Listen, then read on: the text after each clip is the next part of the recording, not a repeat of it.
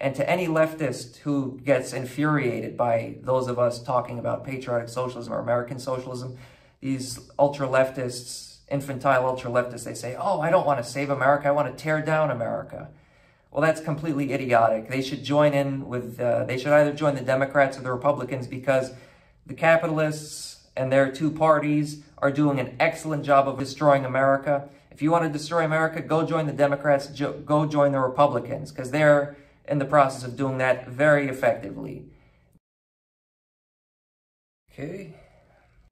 Before we started using the term patriotic socialism, the term American socialism came about to make a distinction between what we true Marxists, Marxist-Leninists, communists advocate for, and what the synthetic left or the CIA left advocates for. What American socialism means is that the socialism implemented in the United States will be a socialism that is based in the historical struggles that came out of the United States, the communist and progressive and labor struggles within the United States.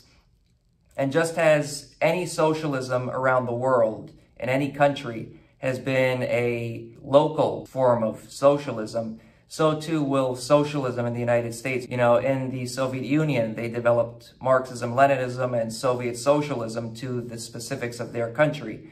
In China, they developed Mao Zedong thought and later socialism with Chinese characteristics for the specifics of Chinese society. In Korea, they developed their form of Korean socialism and the Juche philosophy, which goes along with it. In Vietnam, too, all across the world, Arab socialism in Iraq and Syria, they had Baathism. In Egypt, they had Nasserism. Libya, they had the Jamahiriya socialism. So all over the world, wherever there has been socialism, it has been rooted in the local history and culture and the historical struggle of that country. So that would be the same thing in the United States. And that's why before actually we started to use the term patriotic socialism, we described ourselves as American socialists or advocating for American socialism because of that. We are not going to copy and paste some other country's form of socialism. We have to study all other forms of socialism from around the world, the great experiments, the great achievements that they've implemented. But at the end of the day, if we're going to be successful in the United States, we will need to implement an American form of socialism. Now, the detractors will automatically say, oh, America, American, what does that mean? The oppressed nations, they're not American, they are oppressed nations, and America's founded on slavery and genocide.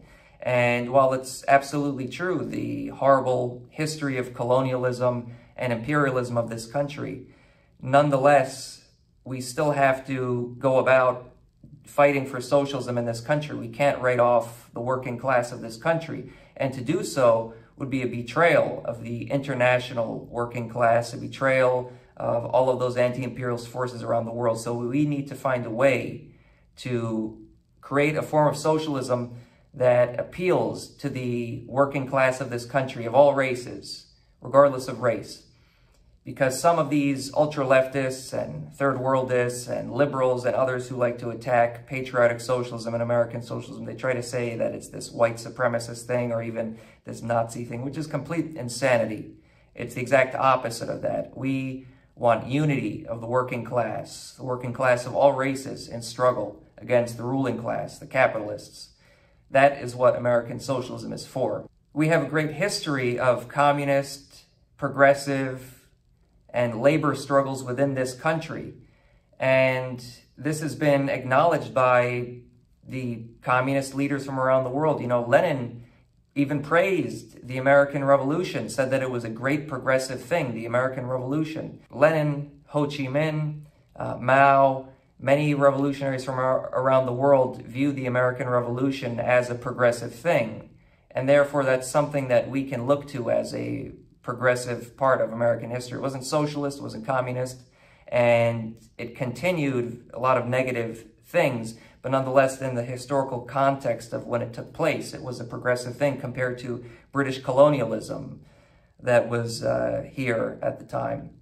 Also, you have the great history of the Communist Party in this country that fought a tremendous struggle with leading the working class of this country, the labor struggle, to win major gains that the working class has in this country till this day. You know, things that are taken for granted. You know, the apologists, the advocates for capitalism, these libertarian hacks and other supporters of capitalism like to talk about how, oh, how great it is in America, you know, all of these great standards of living. Well, all of these things, the weekend, the 8-hour day, all these things were fought for by communists, socialists, anarchists, leftist, labor organizers. That's the only reason why we have these things. It wasn't out of the goodness, out of the hearts of the bosses, the owners, the business owners, the capitalists, and so on, the billionaires. It wasn't out of the goodness of their hearts. It was out of the struggle of the working class of this country while we even have anything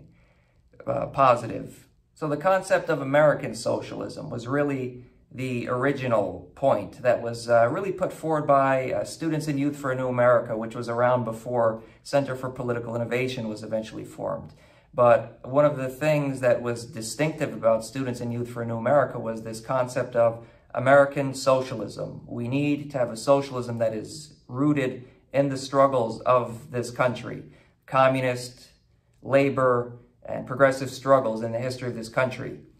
You know, on top of that, there's also, and this proves that this has nothing to do with any sort of national chauvinism or white supremacy or anything like that. The Black Panthers are a great example of struggle in this country. And despite the corporations and the Democrats and the woke people nowadays trying to hijack the Black Panthers and make them out to be just some vague thing and not get into actually what they actually believed in, the Black Panthers were a communist, anti-imperialist, black nationalist organization that fought for the liberation of black people, but also on class lines, in unity with people of other races within the working class against the ruling class. It was a class struggle, anti-imperialist organization.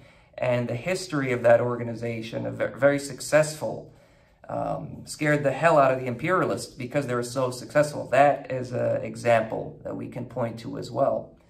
And people don't realize that, you know, besides obvious examples like the Black Panthers and the Communist Party and other communist and anti-imperialist organizations within this country historically, there are other examples that are very mainstream within American society that actually come out of socialism. For example, the Pledge of Allegiance was written by a socialist, in fact. He identifies as a socialist, and that is now considered, you know, a standard piece of American culture, but it comes out of socialism.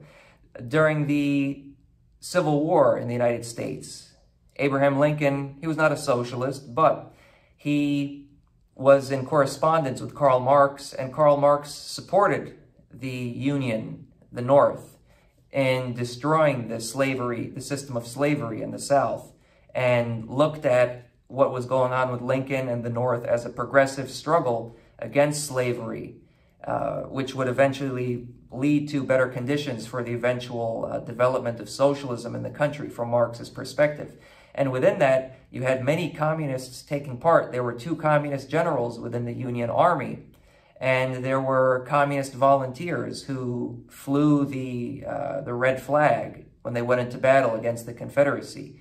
So there's a lot of this history within even the mainstream establishment of this country. Socialism and communism has played an important role. FDR as well. Now again, FDR was not a socialist or communist, and there were some very negative things that he did, but he was in an alliance with the Soviet Union, and he was in an alliance with the Communist Party of the United States. And he needed the support of the Communist Party because they were so strong with labor organizing, union, working class organizing, and he needed their support. And because of that, he implemented very progressive policies, the most progressive policies that this country has seen, again, that are taken for granted today. And these hacks, defenders of capitalism, like to point to supposed great living standards in the United States. Well, the few positive things that we actually have were done during that time period because of the strength of the working class movement and the Communist Party.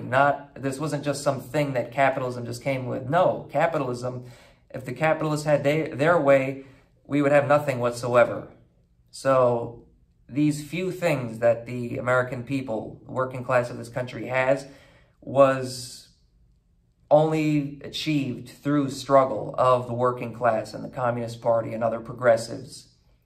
So there is a strong history of this. And that's the basis of American socialism, because to convince the American people of why we need socialism in this country, we need to show examples within our countries. Yes, it's good to point to other countries, the success of socialism, in the Soviet Union, Cuba, throughout the world, all these socialist examples. But at the end of the day, we need to explain how it applies to this country and how we have this strong history within this country, and how even the few positive improvements that have happened in this country are actually a result of socialism, of American communists, American socialists fighting for progressive changes in this country.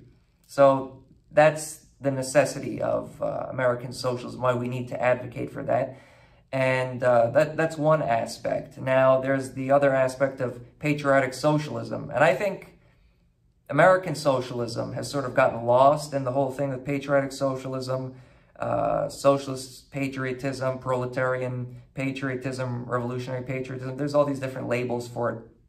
But American socialism was the key point when this was brought to the front by Students and Youth for a New America, and this concept has grown and grown with Center for Political Innovation and other people jumping on and saying that they support the idea. So it sort of changed in a way, but the original idea was that American socialism, looking at socialism from obviously not only the international socialist movement and socialist states around the world, but very importantly, the history of socialism and communist and socialist and working class struggle within this country. Very important.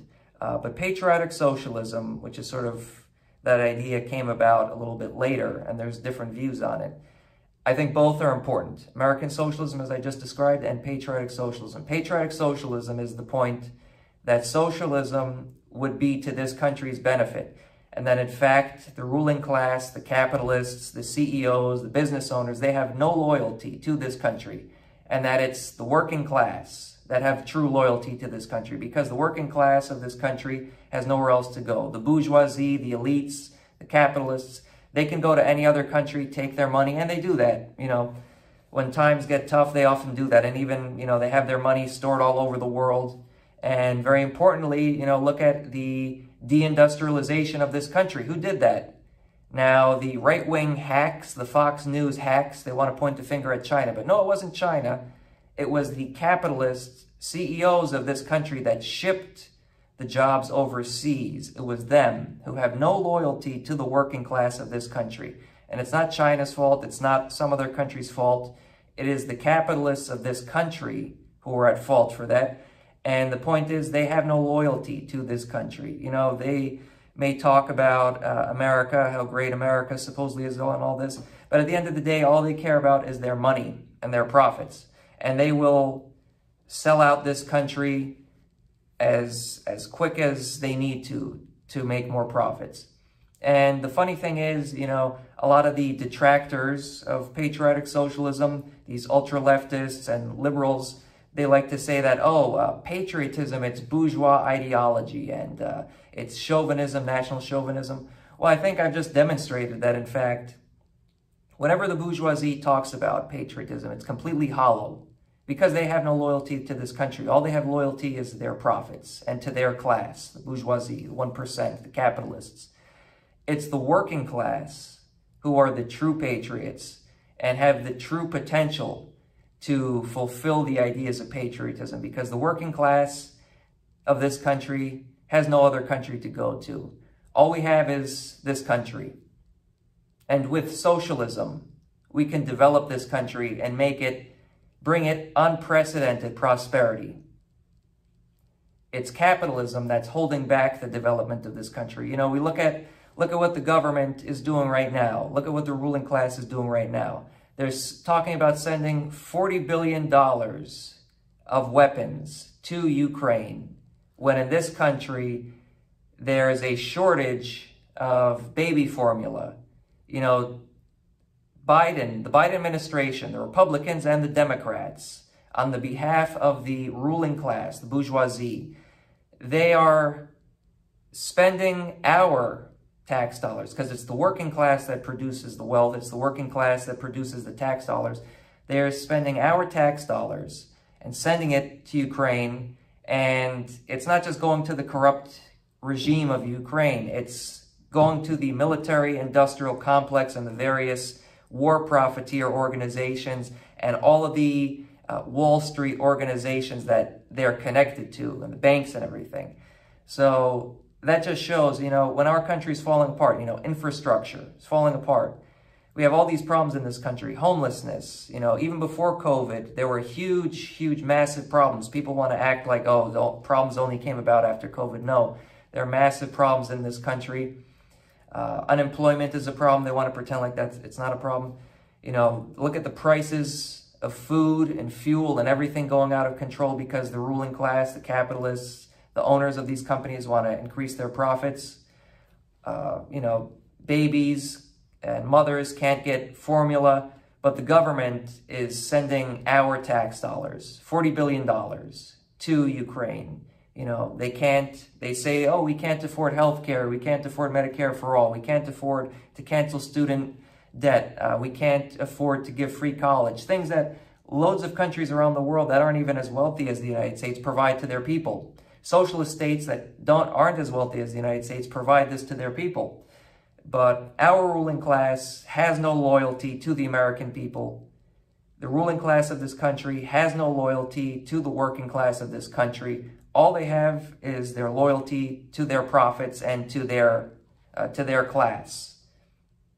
So patriotic socialism articulates that and shows that socialism is actually to the benefit of the people of this country, and it counters all of the propaganda, because we have to remember, there's all this propaganda saying that socialism and communism, it's against this country, it wants to destroy America, all of this nonsense. It's completely false. It's the capitalists that are destroying this country.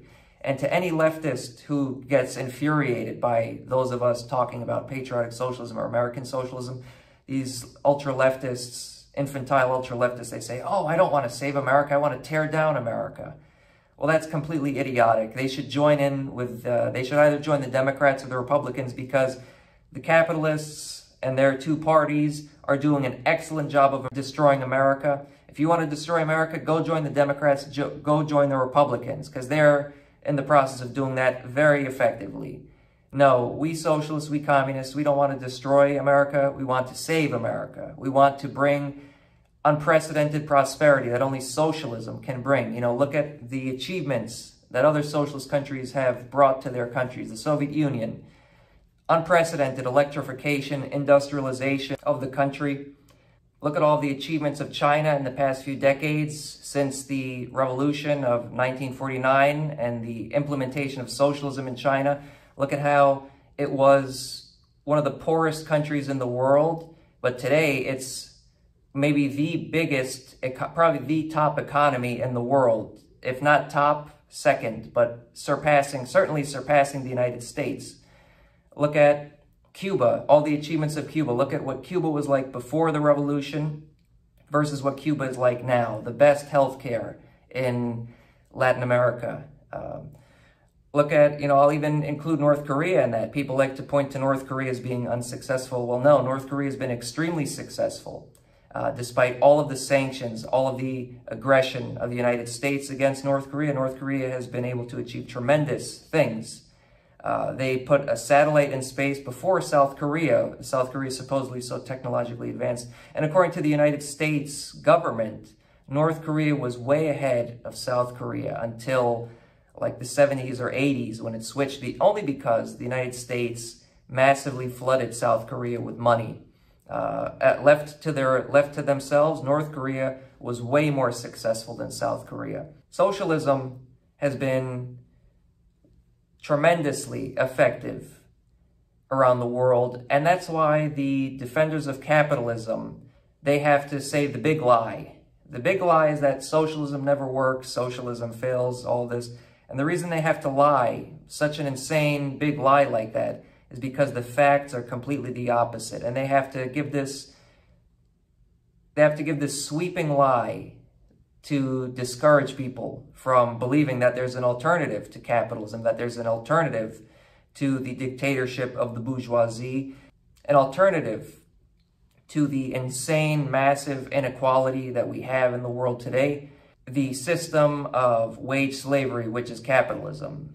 So they have to give this big lie to try and scare people away from thinking that there's an alternative to that. But the facts actually show that socialism, in every case, has been way more successful than capitalism. And the few achievements of capitalism, the few things that are taken for granted within capitalism were actually fought for by communists and the working class struggle. They were not granted by capitalists. They're not granted by the bourgeoisie or their governments. They were only achieved because of the blood shed by the working class and fighting for these demands, like the 8-hour day, the weekend, right to unions, and so on.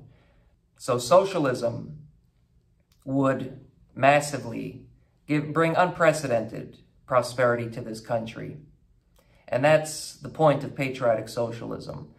And we need to get away from this, the synthetic left, what is rightly called the CIA left. This comes out of the garbage that the CIA pushed during the Cold War. In the beginning of the Cold War, they started the Congress for Cultural Freedom, which was to push a form of supposed leftism, which was actually anti-communist, to push issues of gender theory, bourgeois feminism, race reductionism, identity politics, queer theory, all of these ideas besides class struggle, and to label those who fight for socialism, those who fight for the working class, those who fight against imperialism, and those who actually give the strongest fight against racism and sexism and all these things that these identity politics people claim to be fighting against. They label those of us who are actually the strongest fighters against those things as quote-unquote class reductionists. But let's look at who actually fought the hardest for the black liberation in this country. The Black Panthers are a great example, and they were communists. They believed in class struggle. They understood that they weren't fighting for a black bourgeoisie to replace the current U.S. bourgeoisie. Their goal was to unite the working class of all races against the ruling class of all races. Now, some who adhere to patriotic socialism or had adhered to patriotic socialism want to sort of nitpick, and some want to sort of backtrack and say that they don't think it's good. But no, we need to stay true to the principles of patriotic socialism and American socialism and advocate for that. And look, if you don't like the term patriotic socialism, you don't like the term American socialism, because you think it sounds watered down or liberal or Bernie Sanders-ish or whatever, call yourself patriotic communist. Call yourself American communist. It's the same idea, because that's what we're advocating for. But the point is, socialism, that's the first step before communism. But if you want to have a stronger term, call yourself American communist, patriotic communist. And the other thing about patriotic socialism is that you can agree with and American socialism, you can agree with all of the ideas that I mentioned, and you don't necessarily have to agree with the idea of using the American flag. That's fine. I think we should use the American flag. I think there's no reason not to, and to adjust it with socialist symbolism or even the standard American flag, along with the red flag. I think that's good to use because of all the things I mentioned before. But say you don't agree with that, that's fine. You don't have to use the American flag. No one's trying to force you to adopt it, but you can still agree with other principles.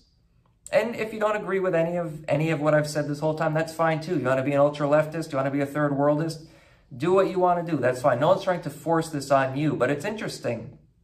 The ultra-leftists, the liberals, they're trying to force their ideas on us and trying to stop us from advocating for this. And that says a lot. Because I think they're scared because they know that we have a winning strategy and we actually have a way of actually fighting for socialism and actually fighting against imperialism and racism and all these things that they claim to be against and claim that we are actually not against because we're supposedly class reductionists. Actually, our message is the most effective way to fight racism, the most effective way to fight U.S. imperialism, because it's the only way of getting the working class of this country united. Instead of focusing on the culture wars issues, let's focus on the class struggle issues. Not to say that these other things aren't important, but the ruling class of this country uses these things to divide the working class, and so that they can stay in power. And that's why you see this fight now over Roe v. Wade. Now, I'm not going to get into that. I'm not saying that it's important or unimportant, but the point is that you should not be fighting against your fellow worker because of their view on social issues. Or you can disagree with them and argue with them, but you should be able to come together with your fellow workers in opposition, in class struggle, in opposition to capitalism and to the bosses. You should be able to get along with your fellow co-workers, whether they're socially conservative or socially liberal. You should be able to get along with them when it comes to the class struggle. And that's the key point of all of this. And so I'm going to include a discussion that I had with Red Lettuce on the Red Lettuce YouTube channel, an excellent discussion from a few months ago, discussing patriotic socialism, getting into some examples of actually socialist states around the world and how they used patriotic socialism, and they didn't denounce their countries, even former imperialist countries like Germany. They were very much patriotic. The German Democratic Republic, they were very much patriotic, and they were very much against all of the imperialism and fascism in their country's history, but that did not stop them from being patriotic communist Germans. They absolutely were. And so, as well as the Soviet Union, you know, the Bolsheviks, people may be surprised, but the Bolsheviks actually used aspects of Russian patriotism, as you can see in this coming discussion. That may be surprising to some, but actually the facts are there and that. And so, I think we have to realize that patriotic socialism and American socialism is what we need. We need to go in that direction. And if you don't agree with that, that's fine. You can stick with your ultra left, you know, synthetic left, whatever it is. You can keep doing that. But we have to advocate for this, because this is something that hasn't been done for a very long period of time. We have to take this seriously. We have to be serious about what we're doing. We have to win over the working class. We have to organize the working class of this country. If we're going to stop U.S. imperialism around the world, you know, look at what's going on. You know, we're on the verge of nuclear war because U.S. imperialism is provoking a war with Russia and Ukraine, because U.S. imperialism is provoking a war with China over Taiwan. So we need to be serious about fighting for socialism. We can't be quibbling and using these, you know, being infantile ultra-leftists, talking about how much you hate this country and how much you hate the people of this country. You know, if we're going to overthrow U.S. imperialism, it's going to be the American people of all races, the working class of this country, that is going to overthrow U.S. imperialism. So, enjoy the discussion that I had with Red Lettuce. It's coming next. And a lot of people don't think, and like that these people, the detractors, like don't think there's a connection between patriotism and socialism at all in general. They also like to claim that, like, you know, they actually do the, like, they have their own version of American exceptionalism. Like American workers are not allowed to be patriotic and love their country because of settler colonialism, like as if settler colonialism was only an American, it only happened in the United States, but actually it happened all over the globe. But right. These people, like in other like countries, like for example in Cuba, in Latin America, you know, they really do utilize patriotism. The Soviet Union, you know, China, the DPRK, these countries, they all use patriotism in order to unite the masses against their common enemy, which are, you know, the imperialists. So like, why wouldn't we be able to use that same tool? Patriotism is a tool to unite the masses because we're meeting people where they're at, and people love their country. People love the people in their country, and they want everyone to do well and prosper. They don't want to see their country destroyed. They want it to be built up. So that's essentially what socialism is about. Socialism is an economic system where the means of production and the centers of economic power are planned rationally, and this would raise living standards for the people of that country, of this Absolutely. country. That's how we would have like a jobs guarantee, rebuilding infrastructure, having guaranteed housing, education, and jobs for all, with a system like that. That would benefit the majority of Americans. And that would also, having socialism in America would also benefit the international community, because it's all about win-win cooperation. This is also what being a patriot is about, fighting for and loving the people of your country, which means wanting to increase the living standards of your country while also simultaneously working with other countries to make that happen. So patriotism is the opposite of nationalism. You kind of touched on this as well, but like nationalism is basically that's chauvinism. It's thinking your country is more superior, and your loyalty to your country comes at the expense of other countries. So this is why patriotism and socialism are interlinked. Socialism is about ending imperialism, which only benefits the monopolist bankers, Wall Street, and the military-industrial complex. And it's about enacting a system that will raise people's living standards, because only imperialism benefits the banker elite, who are the ones who are waging wars across the globe, and at the same time who are crushing the American working class. They're crushing their living standards. They're destroying the country. They're the reason why we don't have infrastructure. They're the reason why we have poisoned water and food. And that's why, 40% of the homeless population have jobs, and, people are, poverty is increasing here. The opioid crisis is,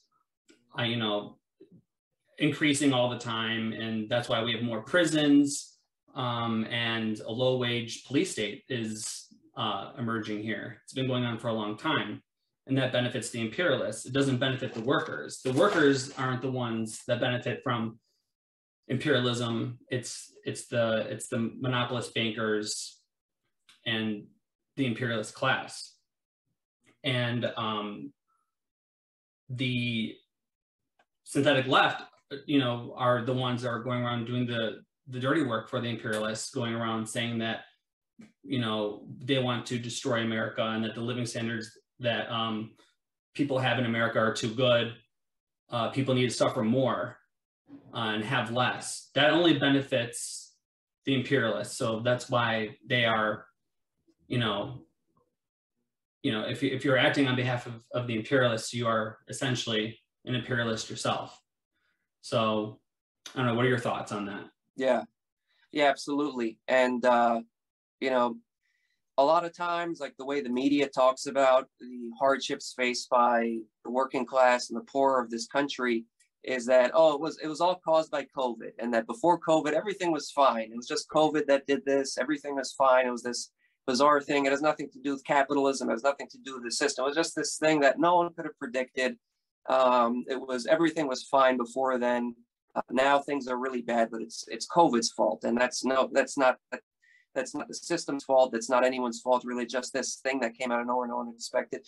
But that's complete nonsense, because people, if you think back, you'll probably remember that the Federal Reserve actually put out a report in I believe it was released in 2018, but it was done during 2017, well before the pandemic, that said that 40% of American adults cannot afford a $400 emergency.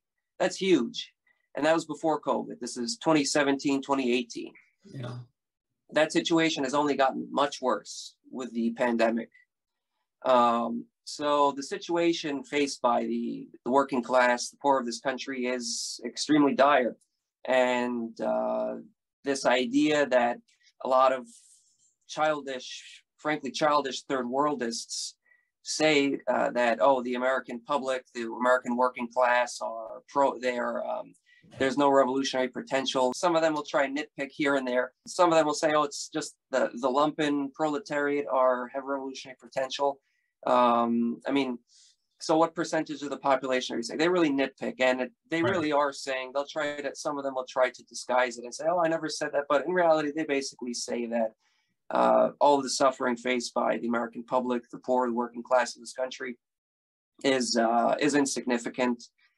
And while it's true that historically, and to a certain extent still, but more so historically, the working class did benefit from imperialism, especially in the 50s, 40s, 50s, 60s. There is some truth in that, you know, the Right, but ruling class. it was a small portion that did, but the same people that, you know, we're referring to make it out seem that all the workers did, but there was just a small percentage of the labor aristocracy that, Right. That wasn't the majority of Americans. And we've been in, you know, extreme neoliberalism for decades. That section of the population has been under attack and shriveled tremendously. That's why, you know, we see these statistics, you know, 40% of the American public cannot afford a $400 emergency. All of the 80% work paycheck to paycheck. Yeah.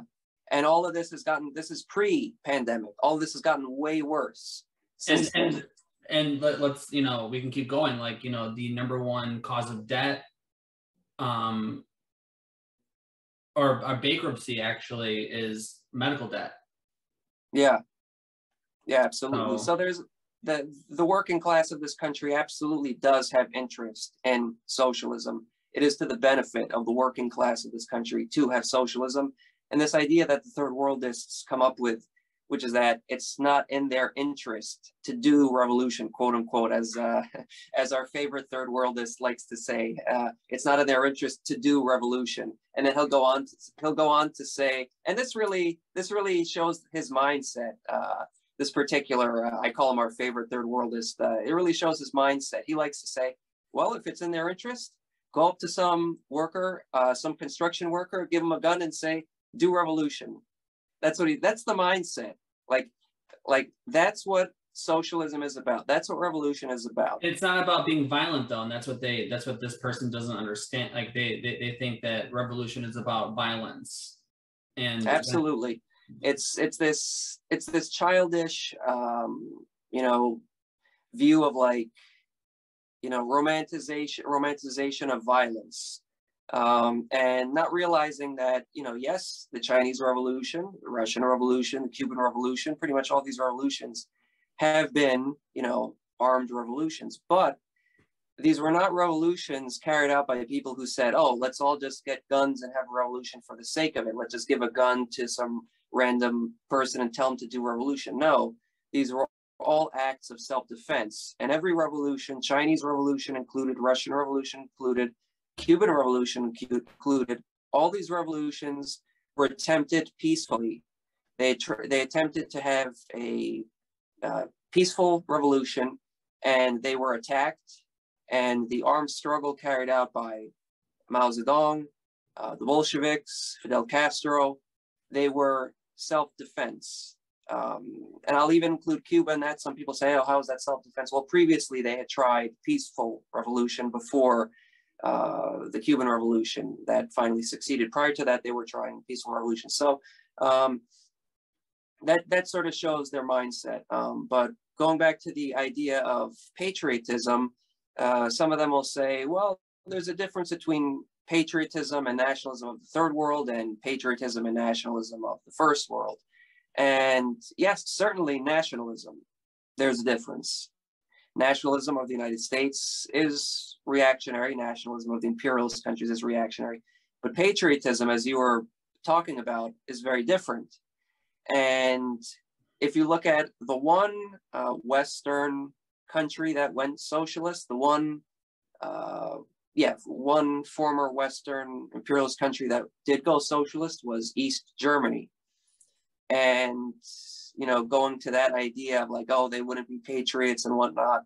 No, the East Germany, even though it was a former Western imperialist power, and even worse than that, it was previously, just before the the GDR, Democratic Republic of Germany, Just before that, it was a horrendous fascist Nazi state.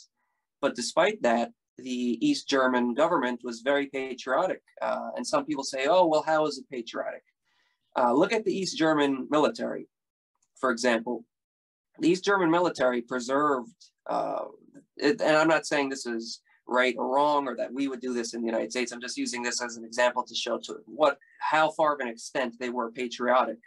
The East German military preserved many of the Prussian military traditions of Germany, in many cases more so than West Germany did. And West Germany, let's remember, was made up of many of the former Nazis. East Germany was the anti-Nazi Germany. West Germany was the one that was infested with former Nazis and infested with Nazis.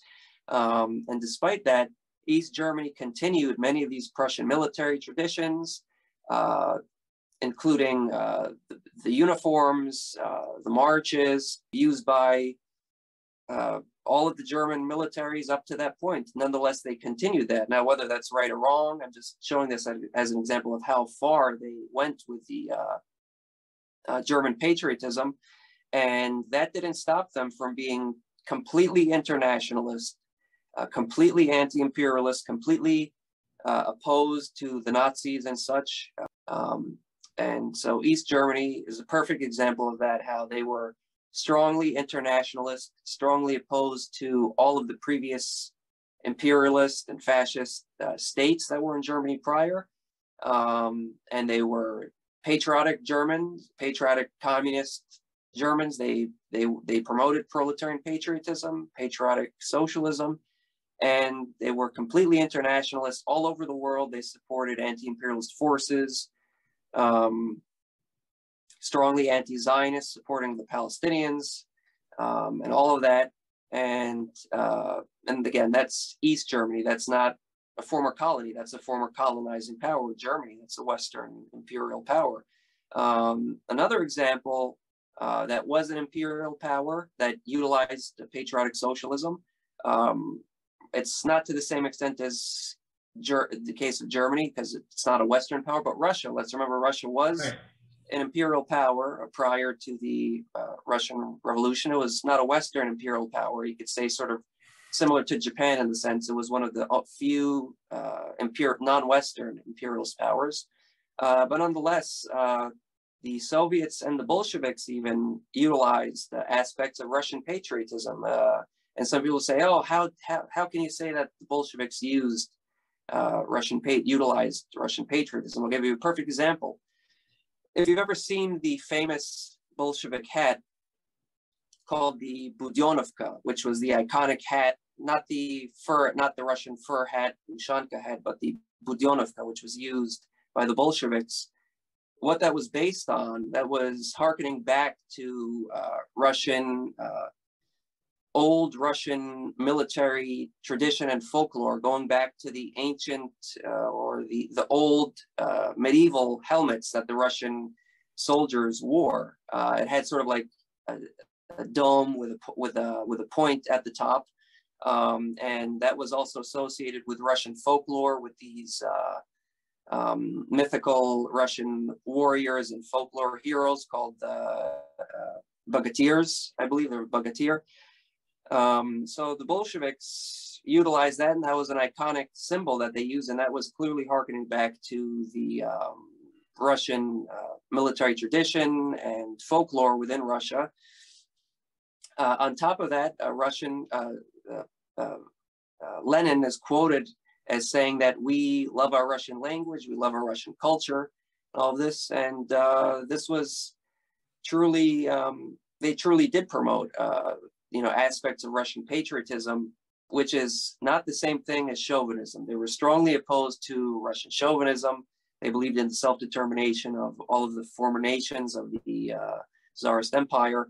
And I think those are two very good examples of that throughout, that were former imperial powers that nonetheless utilized patriotism to promote socialism and anti-imperialism.